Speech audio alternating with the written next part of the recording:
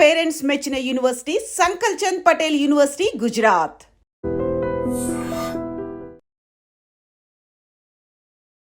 నమస్తే, నేను Kavitha. Welcome to I dream news and నిజాలు. అసెంబ్లీ ఆఫ్ ఎక్స్పర్ట్స్ ఇరాన్లో తమ కొత్త సుప్రీంని ఎన్నుకుంది.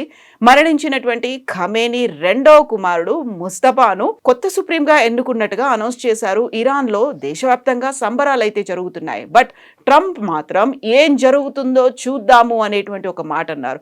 అది హెచ్చరికనా, బెదిరింపా, లేకపోతే మేము కావాల్సింది చేసుకుపోతామనేటువంటి ఒక మాటని ఇండైరెక్ట్ గా చెప్తున్నారు. మనతో పాటుగా ఉన్నారు సీనియర్ జర్నలిస్ట్ సురేష్ కొచ్చాతిల్ గారు. సార్ నమస్తే. మనం గతంలోనే ముస్తఫాని అనౌన్స్ చేస్తారు అనుకున్నాం, బట్ ఫైనల్లీ ఆయన పేరుని అనౌన్స్ చేశారు. దేశమంతా సెలబ్రేట్ చేసుకుంటుంది. But Trump is not happy. ఆ మాట అయితే ఏం జరుగుతుందో చూద్దాం ఎందుకంటున్నారు అలా? ఈ యుద్ధం మొదలైనప్పుడు కవిత గారు, ఇజ్రాయెల్కి చాలా క్లియర్ ఉండే వాళ్ళ ఆబ్జెక్టివ్స్ ఏంటనేది. ఎప్పుడైనా ఏ యుద్ధం జరుగుతాయి మొదలైనప్పుడు, యుద్ధం మొదలైనప్పుడే మన ఒక ఆబ్జెక్టివ్ ఉంటుంది. ఏంటి, మనం ఆపరేషన్ సింధూర్ మొదలుపెట్టినప్పుడు పాకిస్తాన్లో ఉన్న టెర్రరిస్ట్ క్యాంప్ని కొట్టాలని మన ఆబ్జెక్టివ్ ఉండే. పాకిస్తాన్ ఆర్మీని కొట్టడానికి, అది ఎయిర్ ఫోర్స్ కొట్టడానికి, వాళ్ళని కొట్టాలి. అది చేసాం. చేసిన తర్వాత అనౌన్స్ ప్రెస్ కాన్ఫరెన్స్ చెప్పాం, అయిపోయింది, వీఆర్ ఫినిష్డ్, ఆబ్జెక్టివ్ మీట్ అయిపోయింది డే 1లోనే. మీరేం చేయకండి. పాకిస్తాన్ వినలేదు, వాళ్ళు మన మీద బాంబులు వేశారు, మనం అడ్డుకున్నాం దాన్ని. 3వ రోజు మనం వాళ్ళ మీద దాడి చేసాం. వాళ్ళ బంకర్లు, రన్వేలు, వాళ్ళ అవాక్స్ ఉన్న ప్లేస్లు, వాళ్ళ హ్యాంగర్లు అన్నీ మనం కొట్టాం, ఇంక్లూడింగ్ కిరాణా హిల్స్ వాళ్ళ న్యూక్లియర్ కమాండ్ పోస్ట్ దగ్గర. సో ఒక ఆబ్జెక్టివ్ ఉండే మోదీ గారి ముందు, that this is going to be my final game అని. సో దానికోసం 4వ రోజు అయినప్పటికీ ఇమీడియట్లీ వీ రియలైజ్ వాళ్ళు ప్యానిక్ అవుతారని చెప్పి ఇమీడియట్గా వాళ్ళు సీజ్ ఫైర్ అడిగారు. వాళ్ళ డీజీఎంఓ, మన డీజీఎంఓకి అడిగారు. మన డీజీఎంఓ పొలిటికల్ క్లియరెన్స్ తీసుకున్న తర్వాత ఓకే అని చెప్పారు. War is over. కానీ ఇక్కడ ఈ యుద్ధంలో ఇప్పుడు కూడా అమెరికన్ పోల్స్టర్స్ ఏమంటున్నారంటే, అమెరికన్ అనలిస్ట్ ఏమంటున్నారంటే, ఇజ్రాయెల్ అమెరికాని గుంజుకొని తీసుకొచ్చారు ఈ వార్లో. సో ఇజ్రాయెల్ దగ్గర టాప్ క్లాస్ ఇంటెలిజెన్స్ ఉంది, that's no doubt about it. సిఏతో పాటు ఇంకా అది కొంచెం కూడా ఇంకా చాలా మటుకు ఇంకో లెవెల్కి వెళ్ళిపోతుంది. దానికోసం వాళ్ళు ఫస్ట్ డేనే ఖమేనీని కొట్టారు వాళ్ళు చాలా క్లియర్గా. మొత్తం ఇరాన్లో టాప్ రెవల్యూషనరీ గార్డ్ లీడర్షిప్ మొత్తం వైప్అవుట్ చేసేసారు వాళ్ళు. ఈ పరిస్థితుల్లో అమెరికా ఏమనుకున్నారంటే, ఇంకొక వారం లోపల ఈ గవర్నమెంట్ మొత్తం పడిపోతుంది, వాళ్ళది ఏమి ఉండరు, బాంబింగ్ చేద్దాం ఇంకా. సో వీళ్ళిద్దరు కలిసి వాళ్ళ మెయిన్ ఇన్స్టాలేషన్స్ మీద అక్కడిక్కడ బాంబులు చేశారు. కానీ ట్రంప్ క్యాల్కులేట్ చేసింది ఒక తప్పు ఉండే. ఈ ఇరాన్లో ఉన్న రెవల్యూషనరీ గార్డ్స్ అనే కాన్సెప్ట్ ఎప్పుడు మొదలైందంటే కవిత గారు, అయోతలా ఖొమేనీ టేక్ ఓవర్ చేసుకున్నాడు 79లో. ఆయనకు అక్కడ ఉన్న ఆర్మీ మీద నమ్మకం లేకుండా, అలా regular army, Iranian army almost ఆ టైంలో 3 లక్షలు ఉన్నారు, ఇప్పుడు 5 లక్షల మంది ఉన్నారు. వాళ్ళ మీద అస్సలు నమ్మకం లేకుండా ఆయనకి డౌట్ ఉండే, ఏదో ఒక రోజు వీళ్ళు ఒక కూ చేస్తారు, నన్ను తీసి పక్కన పడేస్తారు, చంపేస్తారు, because they are all loyal to Reza Shah Pahlavi, Shah of Iran. కానీ అది జరగలేదు. కానీ ఏం చేశాడు ఈయన, ఆర్మీని వీకెన్ చేశాడు కంప్లీట్గా. వాళ్ళ ప్యారలల్గా ఒక ఆర్గనైజేషన్ పెట్టుకున్నాడు, దాని పేరు రెవల్యూషనరీ గార్డ్స్, IRGC అంటారు, ఇరానియన్ రెవల్యూషనరీ గార్డ్స్ కోర్ అన్నమాట. ఈ IRGC ఒక ప్యారలల్ పవర్ఫుల్ ఆర్మీగా దిగింది. వాళ్ళ రిపోర్టింగ్ స్ట్రక్చర్లో they report directly to the supreme leader అన్నమాట. సుప్రీం లీడర్ ఏం చెప్తారో అదే వింటారు వాళ్ళు, ఇంకేం కాదు. కాసిం సులేమానీ అని చెప్పి వాళ్ళ IRGC టాప్ కమాండర్ని US అండ్ ఇజ్రాయెల్ కలిసి చంపారు, మీకు గుర్తుండే కొన్ని సంవత్సరాల ముందు. వాళ్ళు అనుకున్నారు అప్పుడు కూడా ఈ కంప్లీట్ కమాండ్ కొలాప్స్ అయిపోతుంది. ఒక ఆర్మీకి కమాండ్ అండ్ కంట్రోల్ అనేది చాలా ఇంపార్టెంట్. మనం ఎప్పుడైనా చూసిన హైరార్కీ ఉంటుంది. టాప్లో you will have the general himself, like for example army chief, అక్కడి నుంచి lieutenant general, major general, brigadier కిందకు వస్తూనే ఉంటారు అట్లా. ఎందుకంటే ఒక ఆర్డర్ ఇచ్చినప్పుడు it goes up the level, down the level, రెండు జరుగుతుంది. పైనుంచి ఒక ఆర్డర్ వస్తుంది, బాటమ్ లెవెల్ దాకా, లాస్ట్ జవాన్ దాకా దాన్ని ఇంప్లిమెంట్ చేయాల్సి వస్తుంది. సో వీళ్ళు ఒక డూమ్స్ డే సెనారియో అంటారు ఇంగ్లీష్లో. అంటే ద వర్స్ట్ కేస్ సెనారియో ఏం చేస్తారు, మన సుప్రీం లీడర్ని చంపేస్తారు, మన కమాండర్లు అందరినీ కొట్టేస్తారు. వాళ్ళకి తెలుసు జరుగుతుందా, దే హావ్ క్యాల్కులేటెడ్, రాసి పెట్టారంట. Khamenei had written down entire thing saying, నేను పోయిన తర్వాత ఇట్లా జరగాలి, ఈ ఎలక్షన్ ఇట్లా నడవాలి, నా కొడుకుని చేయకూడదు, because it should not become like a monarchy. Complete details ఇచ్చారు, ఎవరు సెలెక్ట్ చేస్తారు, 83 మంది మీరు చెప్పినట్ట కమిటీ ఆఫ్ ఎక్స్పర్ట్స్, వాళ్ళు కూర్చొని డిసైడ్ చేస్తారు. కానీ దాంతోపాటు ఇంకోటి ఏం చేశారంటే వీళ్ళు command and control last sector దాకా తీసుకెళ్లారు. ఇరాన్ అంటే double the size of France, అంత పెద్ద దేశం. I think after Saudi Arabia second biggest GCC country is Iran. ఆ కంట్రీలో చాలా మటుకు వీళ్ళు ఏం చేశారంటే లోకల్ లెవెల్ దాకా ఐఆర్జీసీ కమాండ్ని తీసుకెళ్లారు. మనం యూజువలీ ఒక రెవల్యూషనరీ గార్డ్స్ అని మన మైండ్లో ఏమొస్తుంది, తుపాకీ పెట్టుకొని పెద్ద మెషిన్ గన్లు పెట్టుకొని లేకుంటే రాకెట్ పేపర్ గ్రెనేడ్ పెట్టుకొని మొత్తం టీంలు యుద్ధంకి వెళ్తున్నాను కాదు. మిలిటెంట్స్ లాగా వర్క్ చేస్తారు అనేది. They work on building dam, రోడ్లు తయారు చేస్తారు, స్కూల్ బిల్డ్ చేస్తారు.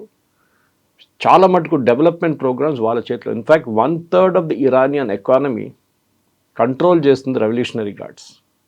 అక్కడే వాళ్ళ పవర్ మనకు తెలిసిపోతుంది. వాళ్ళు పని ఆపేస్తే రోడ్లు ఉండవు, డ్యాములు నడవవు, ఏం జరగదు ఇరాన్లో. కాకుండా అక్కడ పబ్లిక్ ఎలక్ట్ చేసుకున్నటువంటి ఒక గవర్నమెంట్ ఉంటుంది, అక్కడ ప్రధానమంత్రి ఉంటారు, మినిస్టర్స్ ఉంటారు, వాళ్ళకి సంబంధించినటువంటి ఆర్మీ ఉంటుంది. ఇవన్నీ ఉన్నప్పుడు కూడా రివల్యూషనరీ గార్డ్స్ దానికి ఒక సుప్రీం లీడర్ అనేవాళ్ళు. ఇప్పుడు 88 మంది మత పెద్దలు కలిసి ఎన్నుకున్నారు అంటే అక్కడ ఉన్నటువంటి ప్రజెంట్ ప్రైమ్ మినిస్టర్ మీద అంత ఫోకస్ పెట్టట్లేదు ట్రంప్, కేవలం వీళ్ళ మీద ఎందుకు పెడుతున్నారు? రివల్యూషనరీ గార్డ్స్కి అంత ఎందుకు పవర్ఫుల్గా ఉన్నారు వాళ్ళు?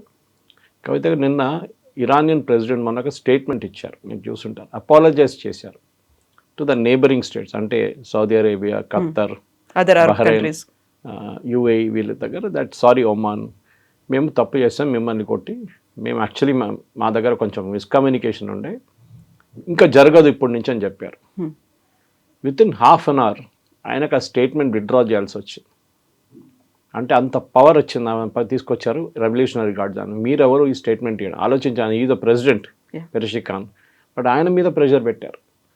ఆయన ఏమన్నారు, నేను ఆ స్టేట్మెంట్ విత్డ్రా చేస్తున్నాను, but we will hit America wherever it is or Israel wherever they are. So మీరు యుఏఈలో అటాక్ చేసినప్పుడు మీరు దుబాయ్ ఎయిర్పోర్ట్ ఎందుకు అటాక్ చేస్తున్నారు? అమెరికా అక్కడ లేదు కదా. నిన్న ఇంకొక అటాక్ కూడా జరిగింది దుబాయ్ ఎయిర్పోర్ట్ మీద. పామ్ జుమరీ అటాక్ చేశారు, ఎందుకు అటాక్ చేస్తున్నాం? అక్కడ ఒక హోటల్ అటాక్ చేశారు. బహ్రెయిన్లో చాలా మటుకు అక్కడ సివిలియన్ ఇన్ఫ్రాస్ట్రక్చర్ మీరు కొట్టారు. డీసాలినేషన్ ప్లాంట్స్ కొడుతున్నారు. ఇది చాలా ఇప్పుడు ఎట్లయిపోయిందంటే ఈ యుద్ధం ఎక్స్పాండ్ అయిపోయింది కంప్లీట్గా. ఇది ట్రంప్ ఆలోచించలేదు. నెటన్యాహు ప్రాబ్లం లేదు, నెటన్యాహుకి ప్రిన్సిపల్ సర్వైవల్, వాళ్ళకు కూడా ఇదే ఇష్యూ. ఇరాన్లో సర్వైవల్ అంటారు చూడండి, ఇజ్రాయెల్ కూడా అదే, వీ హ్యావ్ టు సర్వైవ్. మేము మాకు బతికి ఉండాలి ఎట్లయినా, we have to survive some also, we will fight till the last man. అది ఇజ్రాయెల్ పాలసీ. ఇటువైపు ఇరాన్ కూడా అంతే. మేము ఎన్ని రోజులు దీన్ని పొడిగించి తీసుకెళ్తామో అన్ని రోజులు గల్ఫ్ విల్ బికమ్ అన్స్టేబుల్. ఇవాళ పొద్దున oil has gone to $100 per barrel, $116 అయింది. సో అది ఎందుకు? That is a strategy, Iran strategy. ఏంటంటే మనం కొడితే ఎకనామిక్ డిస్ట్రక్షన్ జరగాలి. ఇప్పుడు గల్ఫ్ దేశాలు టెన్షన్లో ఉన్నారు. డీసాలినేషన్ ప్లాంట్ని కొడితే వాళ్ళకి నీళ్ళు ఉండవు, తాగడానికి కూడా దొరకవు. నిన్న ఇండియా నుంచి పెద్ద 2-3 ఎయిర్క్రాఫ్ట్, ఫ్రైటర్ ఎయిర్క్రాఫ్ట్ ఫుడ్ తీసుకెళ్ళింది యుఏఈకి. ఎందుకంటే యుఏఈలో చాలా మటుకు ఎక్స్పాట్రియట్స్ ఉంటారు, చాలా మంది ఎక్స్పాట్రియట్స్ అన్ని ప్లేసెస్లో ఉన్నారనుకోండి, కానీ అక్కడ ఉన్న సూపర్ మార్కెట్స్లో కూడా ఫుడ్ లేదు. లుల్లు వాళ్ళు నిన్న ఇండియా నుంచి మళ్ళీ ఒక స్పెషల్ ఫ్రైటర్ ఎయిర్క్రాఫ్ట్ తీసుకెళ్ళారు. ఇంత I think some 80,000 kilos something like that, number exactly గుర్తులేదు, కానీ అంత ఫుడ్ స్టఫ్స్ అంతా ఇక్కడ తీసుకెళ్లారు. మన ఆయిల్ గురించి మాట్లాడుతున్నాం, అవుట్వర్డ్ మాట్లాడుతున్నాం, ఇన్వర్డ్ మాట్లాడలేదు. అక్కడ ప్రజలు ఏం చేస్తారు? అక్కడ ప్రజలు ఎందుకు వెళ్ళారు? ఎక్స్పాట్రియట్స్ అంటే it's a safe place, tension ఉండదు, టాక్సేషన్ లేదు, లైఫ్ స్టైల్ చాలా బాగుంటుంది చెప్పి దుబాయ్కి వెళ్ళారు. I'm just giving example of Dubai, ఎందుకంటే ఆ దుబాయ్ లాంటి లైఫ్ స్టైల్ మీకు సౌదీ అరేబియాలో కనిపించదు, మిగతా చోట్ల కూడా కనిపించదు. సో దే హ్యాడ్ సెట్ ఆ డెస్టినేషన్గా మార్చుకున్నారు. బహ్రెయిన్ చూడండి, చిన్న దేశం, అమెరికన్ 5th ఫ్లీట్ అక్కడ ఉంది. 5th ఫ్లీట్ రిపీటెడ్గా కొడుతున్నారు వాళ్ళు. ఇప్పుడు కువైత్ ఎయిర్పోర్ట్ మీద దాడి చేశారు. సో ఇరాన్ రెవల్యూషనరీ గార్డ్స్ ఏం చేస్తున్నారంటే వాళ్ళు, అమెరికా కూడా ఇప్పుడు అదే, అమెరికన్ అనలిస్ట్ అంటున్నారు వాళ్ళకి అర్థం కావట్లేదు వీళ్ళు ఎట్లా ఆపరేట్, ఇంత బాంబింగ్ చేసిన తర్వాత కూడా where are the operating from అని అర్థం కావట్లేదు. వీళ్ళు ఎట్లా కొడుతున్నారు, సైప్రస్ని ఎట్లా కొడుతున్నారు, వీళ్ళు అమెరికన్ ట్యాంకర్స్ని ఎట్లా కొడుతున్నారు అర్థం కావట్లేదు అమెరికన్స్కి. ఎందుకంటే వీళ్ళు నార్మల్ వార్ ఫైట్ చేసేటవాళ్ళు. మీ ఎనిమీ అక్కడ ఉంది, మేము ఇక్కడ మిసైల్ ఫైర్ చేస్తాం, వాళ్ళ మీద వెళ్ళి పడుతుంది. అక్కడ ఎనిమీ ఉండడు, ఇప్పుడు ఇక్కడ ఉన్నాడు, దాని గంట తర్వాత ఇక్కడ ఉంటాడు. So they are changing the tactics అనమాట లోకల్ లెవెల్లో. ఒక కమాండ్ అండ్ కంట్రోల్ కాకుండా యుఎస్ సెంట్రల్ కమాండ్ ఈ వార్ కంట్రోల్ చేస్తున్నారు. టాంపా, ఫ్లోరిడా నుంచి admiral Cooper is the head of it. ఆయన ఒక ఆర్డర్ ఇస్తే ద ఆర్డర్ కింద దాకా వెళ్తుంది నేను చెప్పినట్టు. కానీ ఇక్కడ అది కాదు, they have worked out A horizontal arrangement. వీళ్ళతో టచ్లో లేరు, ఎందుకంటే వాళ్ళకి తెలుసు మేము కమ్యూనికేట్ చేస్తున్నప్పుడు యూఎస్ అండ్ ఇజ్రాయెల్ వింటున్నారు మేమేం కమ్యూనికేట్ చేస్తున్నాను. We will not communicate with each other. Local లెవెల్లో ఇది ముందే రాసి పెట్టుకున్నారు కవిత గారు, అది వాళ్ళు ఇంప్లిమెంట్ చేస్తున్నారు. I think the brilliant strategy. I mean ఇరాన్తో మనం అగ్రీ చేయం చాలా మటుకు, వాళ్ళ దగ్గర జరిగిన అత్యాచారాలు, వాళ్ళ మహిళల మీద చేస్తున్న అత్యాచారాలు, దాన్ని మనం చెప్పొచ్చు. ప్రెసిడెంట్ ట్రంప్ ఏమని అనుకున్నాను నేను చెప్పాను చూడండి, ఈ గ్రీన్ రెవల్యూషన్ అనే ఒక రెవల్యూషన్ ఉండే కొన్ని సంవత్సరాల ముందు, దాన్ని మొత్తం డిస్మాంటిల్ చేసింది ఇదే Mustafa. He was his father's alter ego అంటారు ఇంగ్లీష్లో, గేట్ కీపర్, అదే వర్డ్ యూజ్ చేస్తున్నారు అన్ని ఛానల్స్ ఇవాళ పొద్దున. From CNN to ABC, everybody is using the word, Fox News. He was a gatekeeper of his father. దానికోసం మీరు అడుగుంటున్న వాళ్ళకి ఇంకా పిల్లలు ఉన్నారు, why only Mustafa? Conscience keeper ఉండే వాళ్ళ ఫాదర్ది, వాళ్ళ ఫాదర్ షాడోగా ఉండే ఆయన. ట్రస్టెడ్గా ఆయన నాన్నగారు ఎక్కడున్నారు, ఇట్ వాజ్ అ సర్ప్రైజ్. ఆయన ఎట్లా బతికి బయటపడ్డాడని ఈ అటాక్లో సాటర్డేలో, బహుశా అక్కడ లేరేమో ఆ టైంలో. ఇప్పుడు జరిగిన దాంట్లో ఈ ముస్తఫాకి ట్రంప్ అయితే చెప్పేసరి ఈజ్ అ లైట్ వెయిట్, అంత పెద్ద పని కాదు, ఆయన చాలా లైట్ వెయిట్ మనిషి అని చెప్పి, అంత పవర్ఫుల్ కాదు, ఈజీగా తీసేయచ్చు. He is powerful. ఆయన రెవల్యూషనరీ గార్డ్స్ని హెడ్ చేస్తున్నారు, డిఫాక్టో హెడ్ అని చెప్పొచ్చు. డైరెక్ట్ అట్లా పోస్ట్ లేకుంటే కూడా de facto head.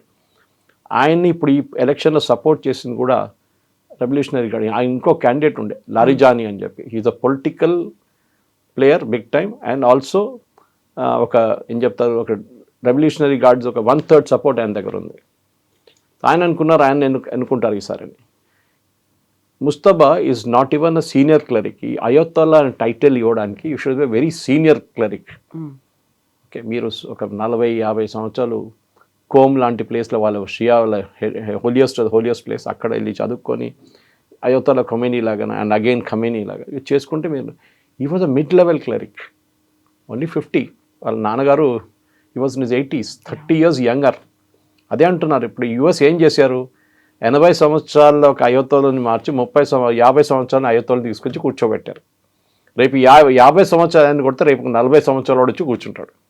You are not destroying the రెజీమ్ని మార్చట్లేదు మీరు. అమెరికా స్ట్రాటజీ ఏమంటే రెజీమ్ చేంజ్ జరగట్లేదు. జరగాలంటే అక్కడున్న ప్రజలు రావాలి బయటికి, ప్రజలు రాలేకపోతున్నారు బయటికి, భయపడుతున్నారు. వీళ్ళ దగ్గర ఒక మిలిషియా ఒకటి ఉంది బజీఫా అని చెప్పి, that the most dangerous one. వాళ్ళు రోడ్ మీద బైక్లో తిరుగుతారు విత్ వెపన్స్. ఎవరైనా రోడ్ మీద హిజాబ్ వేయకుండా లేకుంటే బుర్కా వేయకుండా తిరిగితే వాళ్ళు చంపేస్తారు అక్కడ, నో క్వశ్చన్స్ ఆస్క్డ్. వాళ్ళే ఈ 1500 మంది చంపారు చూడండి ప్రొటెస్ట్లో, they did it. Revolutionary guards కనుక వాళ్ళు చేస్తారు. సో ఈ ఒక మాఫియా లాగా రెవల్యూషనరీ గార్డ్స్, బజీఫా and the other end army. ఇప్పుడు ఆర్మీ కూడా ఇవాళ పొద్దున ఒక 9 గంటల టైంలో స్టేట్మెంట్ ఇచ్చారు సపోర్టింగ్ ముస్తఫా. సో ఇప్పటికీ హీస్ సేఫ్, కానీ ఎన్ని రోజులు సేఫ్గా ఉంటారో చెప్పలేము. ఎందుకంటే Israel target is separate, US target is separate. President ట్రంప్కి ఉన్న ఆపోజిషన్ బెంజమిన్ నెటన్యాహుకి లేదు ఇజ్రాయెల్లో. ప్రెసిడెంట్ ట్రంప్ దగ్గర ఇప్పుడు అందరూ అడుగుతున్నారు, what is your exit plan? Enter అయిపోయారు, యుద్ధం ఎట్లా విరమిస్తారు అంతే. అది మనం మోదీ గారి నుంచి ఎప్పుడే చెప్పాను చూడండి, మీరు మోదీ గారు చెప్పారు మేము పాజ్ బటన్ ప్రెస్ చేసాము, ఓకే మేము వార్ ఆపలేదు, but any day it happens we will press. చెప్పడానికి ట్రంప్కి కావట్లేదు. ఒక వారం అయిపోయింది, 2 వారాలు ఉంటాయి తెలియదు, 3 వారాలు. ఆల్రెడీ అమెరికాలో 6 మంది మార్టల్ రిమైన్స్ని తీసుకొచ్చారు, చాలా ఎమోషనల్ సెరమనీ ఉండేది. 7 అయింది నిన్న రాత్రి దాకా, ఇవాళ పొద్దున 1 more person డైడ్, 8 అయింది. ఈ నంబర్లో ఇంక్రీజ్ అయ్యకుంటే వెళ్తే ప్రెసిడెంట్ ట్రంప్కి చాలా పెద్ద పొలిటికల్ సెట్ బ్యాక్ రాబోతుంది. ఆల్రెడీ అందులో చాలా ప్రాబ్లంలు ఉన్నారు, మీరు ఎగ్జిట్ చేయలేకపోతున్నారు. మీ ఆబ్జెక్టివ్ ఏంటి? ఇప్పుడు అంటున్నారు మేము స్పెషల్ ఫోర్సెస్ని పంపిస్తాం, ఇరాన్లో పంపించి వాళ్ళ యురేనియం అసెట్స్ని పట్టుకుంటాం. It is most riskiest thing. ఎందుకంటే ఇరానియన్స్ ఏం చేస్తారు చెప్పండి, దే విల్ డెస్ట్రాయ్ ఇట్. వాళ్ళు ఏం చేస్తారంటే వాళ్ళ యురేనియం తీసుకెళ్ళి ఇంకెక్కడ పడేస్తారు. డర్టీ బాంబ్ అంటారు దాన్ని ఇంగ్లీష్లో. మనం దీనికన్నా ముందు చూసాం, న్యూయార్క్లో ట్రై చేశారు ఒకసారి ఒక డర్టీ బాంబ్ ఇట్లనే. రేపు అది మళ్ళీ జరగవచ్చు. అమెరికాకి చాలా department of homeland security top అలర్ట్లో ఉన్నారు దీనికోసం. ఇంత పాపులేషన్ ఉన్న ఒక అమెరికన్ సిటీలో వెళ్ళి ఈ డర్టీ బాంబ్ వేసేస్తే ఏదైనా జరగవచ్చు రేపు. సో మీరు ఒక ఎగ్జిట్ ప్లాన్ లేకుండా వార్లో ఎంటర్ అయ్యారు. నెటన్యాహు చెప్పిన మాటలు విని మీరు వెళ్ళారని చెప్పి అమెరికాలో ప్రెసిడెంట్ ట్రంప్ వ్యతిరేకంగా చాలా పెద్ద పుష్ బ్యాక్ నడుస్తుంది. అదే టైంలో ఇరాన్లో కొత్త లీడర్ వచ్చారు. ఇప్పుడు ఇవాళ ఏంటి ట్రంప్ రెస్పాన్స్ అని చూడాలి. ఇంగ్లీష్లో అంటారు డెడ్ మ్యాన్ వాకింగ్ అంటారు. సో ఆయన ఎవరో కామెంటేటర్ చెప్పారు, I think it again Fareed Zakaria who said it, that Mustafa is a dead man walking. టార్గెట్లో ఉన్నారు, ఆయనకు తెలుసు. అండ్ పాసిబిలిటీ ఆయన కూడా రాసి పెట్టుంటారు, నన్ను కొడితే మీరు ఇది చేయాలని చెప్పేసి. నెక్స్ట్ సో ఇక వార్ ఏమైపోయిందంటే ఇది ఒక ఎండ్ లేకుండా అయిపోయింది. దీనికి ఎట్లా ఎండ్ చేయాలని ఎవరికి అర్థం కావట్లేదు. కంప్లీట్ డిస్ట్రక్షన్ ఆఫ్ ఇరాన్ అంటున్నారు. మీరు కంప్లీట్ డిస్ట్రక్షన్ ఆఫ్ ఇరాన్ చేస్తే అక్కడున్న ప్రజలు మీ వ్యతిరేకంగా వచ్చేస్తారు. మీరు వాళ్ళని కూడా కొడుతున్నారు. You should hit the regime కొట్టే బదులు మీరు పెట్రోల్ ట్యాంక్స్ డిస్ట్రాయ్ చేస్తున్నారు. వాళ్ళకి ఫ్యూయల్ లేదు. ఏం చేస్తారు ఫ్యూయల్ లేకుండా? ఎలక్ట్రిసిటీ సప్లైస్ కట్ అయిపోతున్నాయి. ఎవరు సఫర్ అవుతారు? వాళ్ళు ఉన్న పెద్ద పెద్ద వాళ్ళు they will enjoy with generators. ఈ ప్రజలు ఏం చేస్తారు? అక్కడ ప్రజలు ఇప్పుడు అమెరికా వ్యతిరేకంగా మాట్లాడుతున్నారు. And America has last that initial ఒక సక్సెస్ ఉండే చూడండి ఫస్ట్ 2 daysలో, అది ఇప్పుడు పోయింది కంప్లీట్గా. సో ఇప్పుడు ముస్తఫా వచ్చిన తర్వాత అయితే వాళ్ళు సెలబ్రేషన్స్ చేసుకుంటున్నారు, ఎంకరేజ్ చేసినట్టుగా కనిపిస్తుంది. బట్ ట్రంప్ ఆయన ఏమవుతుందో చూద్దాము అనుకున్న తర్వాత ఇప్పటికీ జరుగుతున్న దాన్ని బట్టి చూస్తే హ్యాపీగా లేరు. నేనే సెలెక్ట్ చేస్తాను, నెక్స్ట్ ఎవరు ఉంటారు అనేది ఒక మాట చెప్పిన తర్వాత సో ట్రంప్ హ్యాపీగా లేడు. అక్కడేమో సెలబ్రేషన్స్ అవుతున్నాయి, దాన్ని వాళ్ళు డైజెస్ట్ చేసుకోలేకపోతున్నారు. నెక్స్ట్ ఏం జరుగుతుంది అనేది ట్రంప్ నెక్స్ట్ స్టెప్ ఏం చేస్తాడు ట్రంప్కే తెలియదు. నేను చెప్పాను చూడండి, నెటన్యాహు ఇస్ వెరీ క్లియర్. ఆయన ఆబ్జెక్టివ్ మాట్లాడట్లేదు అస్సలు. అంటే ఈ ఫినిష్ ఆఫ్ ఇరాన్. వాళ్ళు సరే అమెరికాతో కోఆర్డినేట్ చేసే బాంబింగ్ చేస్తారు, అదైతే ఉంది. మ్యాక్సిమం బాంబింగ్ ఇజ్రాయెల్ చేస్తున్నారు. మొన్న ఐఆర్జీసీ కాంపౌండ్, వీళ్ళ సుప్రీం లీడర్ కాంపౌండ్ చనిపోయారు చూడండి సాటర్డే. ఖమ్నీ కాంపౌండ్ని మళ్ళీ మండే ట్యూస్డే రోజు మళ్ళీ కొట్టారు. బంకర్ కొట్టారంట. అంటే వాళ్ళకి అర్థమైపోయింది బంకర్లో కూడా ఎవరెవరు ఉన్నారు ఇంకా అని.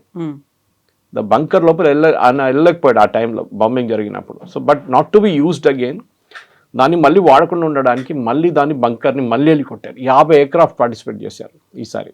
ఫస్ట్ టైం 200 ఉండే సాటర్డే రోజు. సో కన్సిస్టెంట్గా, ఎందుకంటే నేను ఈ నోట్స్ రాసుకుంటున్నప్పుడు కూడా ఎవరైనా చెప్తున్నాడు నేను నోట్ రాసుకుంటున్నాను ఏదో టెలికాస్ట్ వింటున్నప్పుడు. ఎందుకంటే అమెరికన్ పబ్లిక్ ఒపీనియన్ స్లోలీ కాదు, చాలా ఫాస్ట్గా ట్రంప్ వ్యతిరేకంగా వెళ్తుంది. ట్రంప్ ఇంకా కొన్ని రోజులు ఇంకా పొడిగించలేడు. ఎందుకంటే అమెరికన్ కాంగ్రెస్ దగ్గర అప్రూవల్ తీసుకోవాల్సి వస్తుంది. ఒక యుద్ధం అనగానే the Congress has to approve, not the president.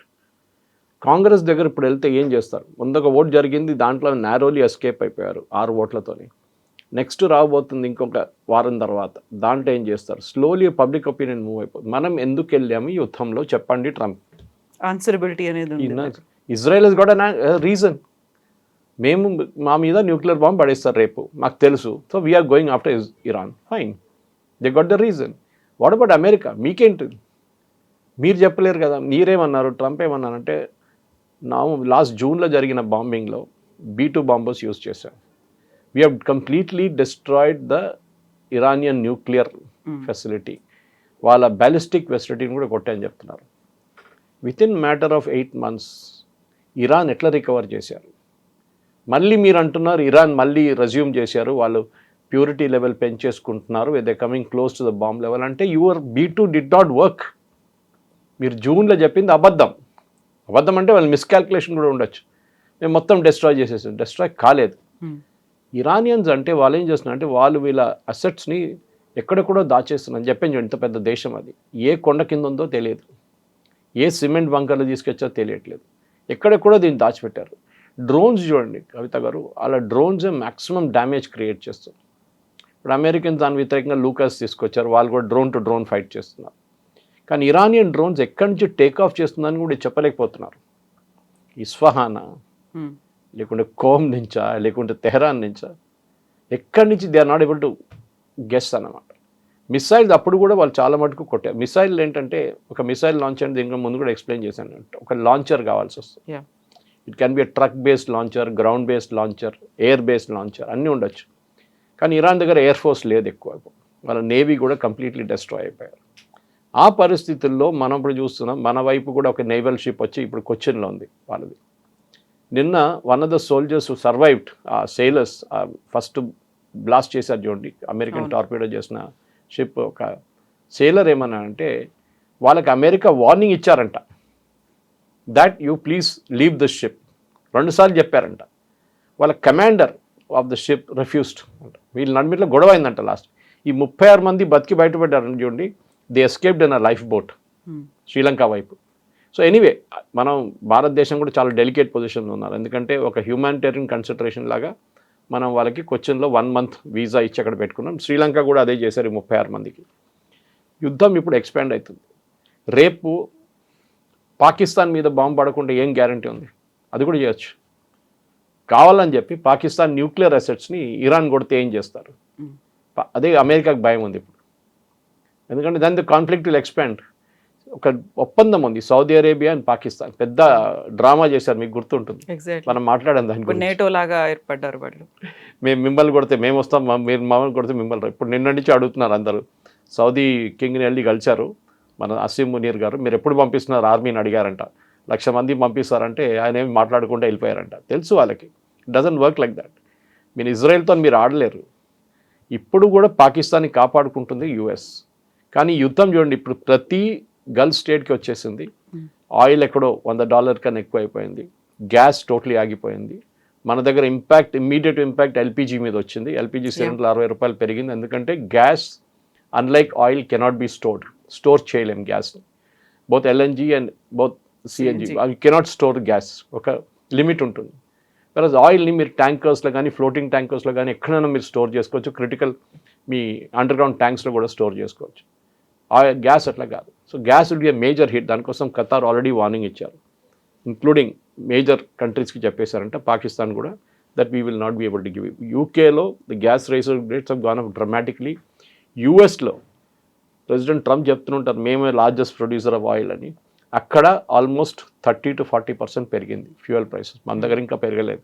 Exactly. ఇప్పుడు లెబనాన్ మీద కూడా ఇజ్రాయెల్ అటాక్స్ చేస్తుంది. అక్కడ ఉన్నటువంటి ఇరాన్లో ఆయిల్ రిఫైనరీస్ మీద కూడా అటాక్ చేస్తుంది. అక్కడ హ్యూజ్ పొల్యూషన్ వస్తున్నాయి, ఫ్లేమ్స్ అనేవి ఉన్నాయి. ఇవన్నీ ఉన్న తర్వాత అక్కడ ఎన్విరాన్మెంట్కి ఇంపాక్ట్ పడుతుంది. ఎకనామికల్గా, ఫైనాన్షియల్గా ప్రతి చోట ఇంపాక్ట్ అనేది ఉంది.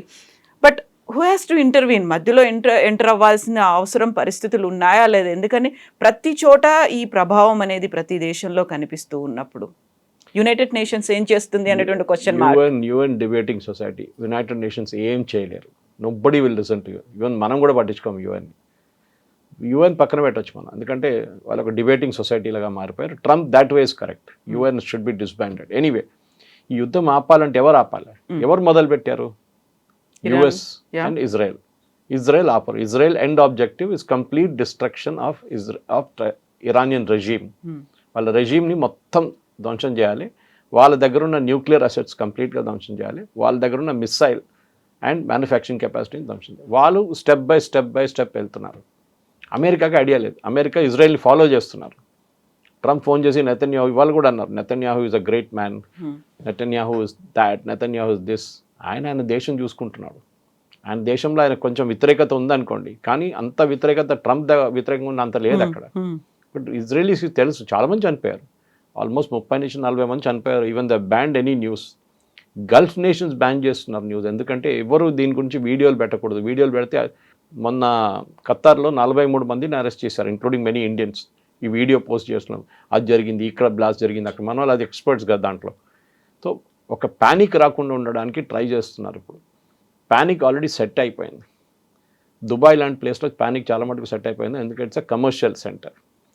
బహుశా మీకు ఖతార్లో అంత కనిపించదు. నిన్న Qatar ఎమీర్ has spoken to president Trump, మీరు యుద్ధం ఆపండి. కానీ ట్రంప్ చెప్పారంటే నాకే తెలియదు ఎట్లా ఆపాలని. ఎందుకంటే ఒకసారి మొదలైపోయింది. ఇప్పుడు మేము ఆపితే ఏమి ఇరాన్ ఏమంటారు, మేము గెలిచేసాము, we have won the war, we defeated America. అది ఒక ఈగో ప్రాబ్లం ట్రంప్కి.